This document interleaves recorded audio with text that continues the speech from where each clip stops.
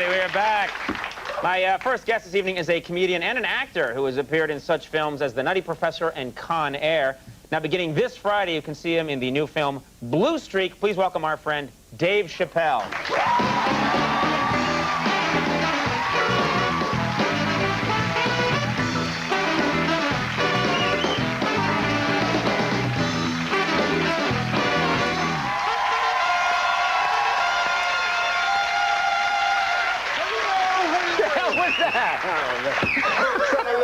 Something a little different. Would you tip the band or something? Yeah, man.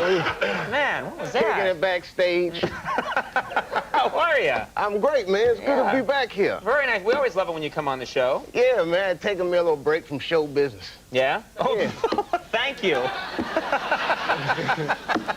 I want to get out of show business for a bit. I'll go by Conan. No, I took a break. This is my first show back. Oh, that's nice. Well, where have you been in? Where have you been?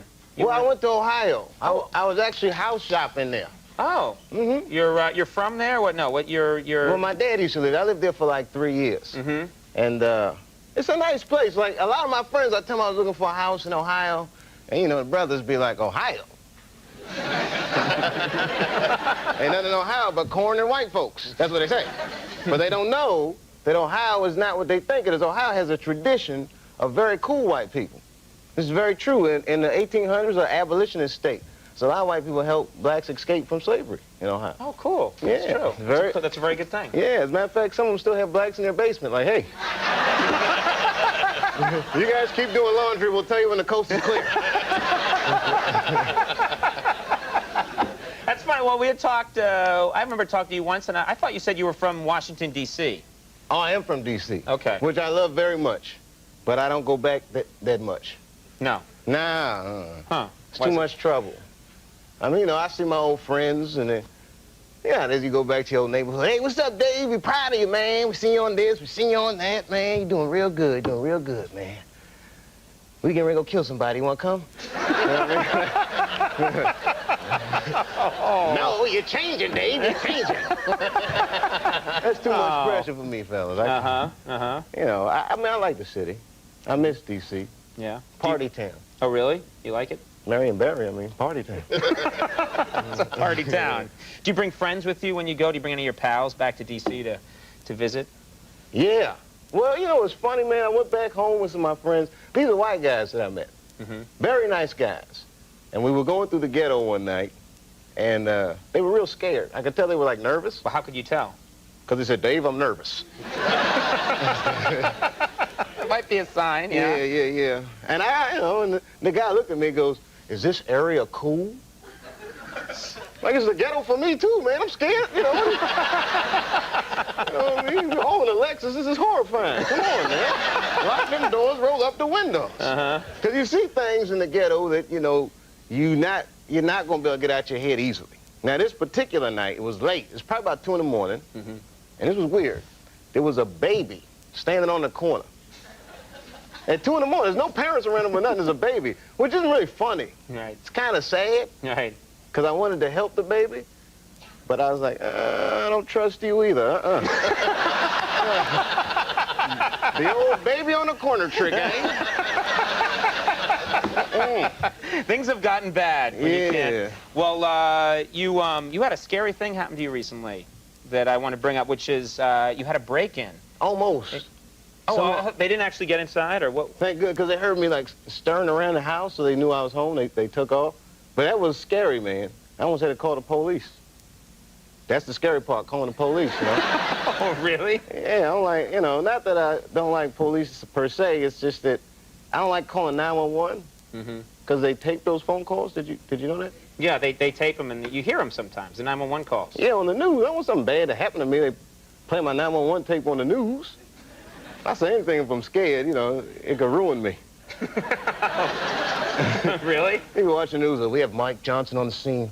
Mike, what's going on? Hey, Bob, we just got a hold of a copy of Dave Chappelle's Frantic. 911 call, viewers. Some of this language is disturbing. I'll be running around, help, help! You know what makes me laugh, though, is why do they tape the phone calls and why do they play them on television? Like, how do they expect somebody to sound? I mean, it wasn't called 911. and be all cool and relaxed. It wouldn't even sound right. Hello, emergency. Hi. Hi, 911. Yeah, there's a group of hooded white men gathering outside of my house. It looks like they mean business. Get out here, nigger! Oh, I gotta go. You guys try and hurry. Oh. Please, none of you say that at home, all right? All right. No. No, that's just for me. Yeah, that's my diplomatic immunity. I can say I know. Now, you said you don't.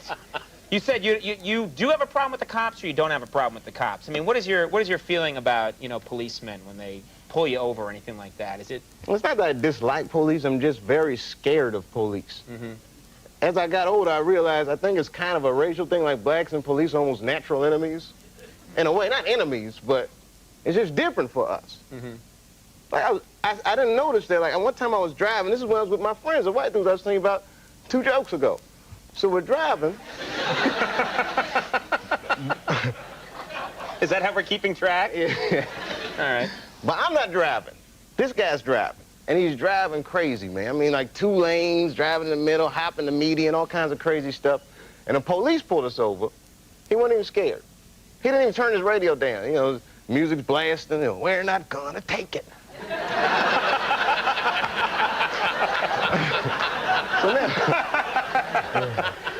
So now, what a fun evening for you this was.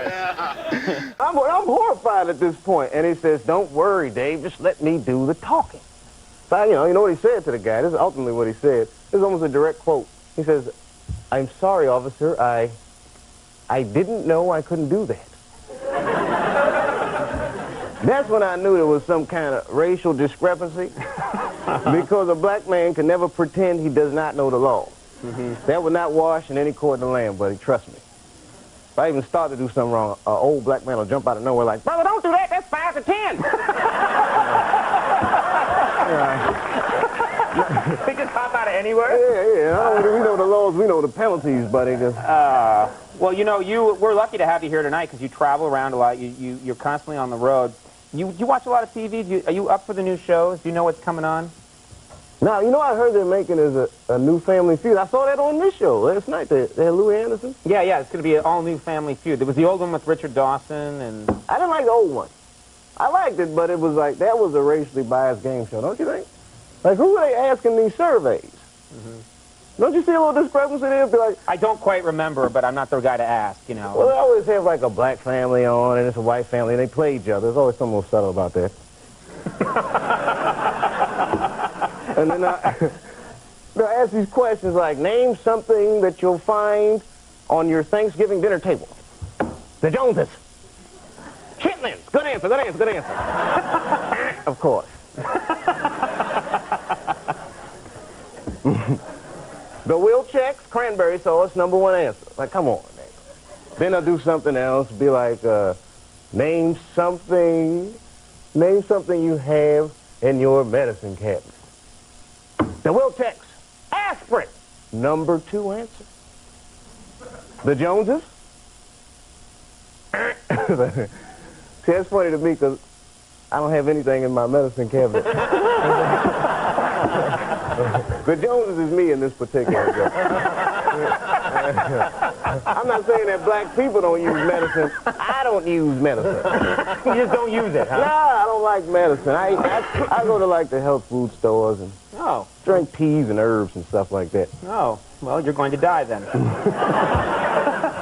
That's not going to work when you get really sick. Teas and herbs. Let's talk about Blue Streak before we have to go. This is with Martin Lawrence? Yes, indeed, who I wish a very speedy recovery, Martin, if you're looking. Premiere was last night. The movie was great. It played great. And it's good, man. Yeah? What do you play in the movie? A criminal. What a shocker. Okay. No, I play like Martin's old partner in crime. And like when he was a jewel thief, you know, I was his partner. And then when he's a cop, I'm like the bane of his existence. I kind of just pop up at all the wrong time. Right. It's a good part for me. It's kind of like what I do in real life. Just show up places, ruin things. Yeah, well, we have a clip here. We need to set this up, or? Is it pretty self-explanatory? Pretty self-explanatory. I don't know if you've ever seen me in a movie. I'm getting beat up again, I believe, in this scene. Okay. This is when I'm... Let's take a look at this clip. Dave Chappelle in Blue Streak. I've been assigned for Tully. Great. That's him. Oh, my God, what in the world? What's going on? What is this? Oh, my God.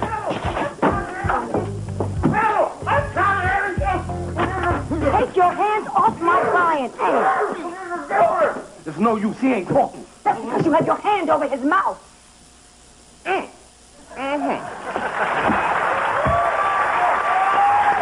funny. I gotta check that out. Thanks, man. Blue Streak opens this Friday. Opens this Friday, so check that out. And you're at Caroline's Comedy Club in New York City this Thursday through Sunday. So go see Dave Chappelle. Dave, I love it when you come by. Thanks for doing it. Dave Chappelle, everybody.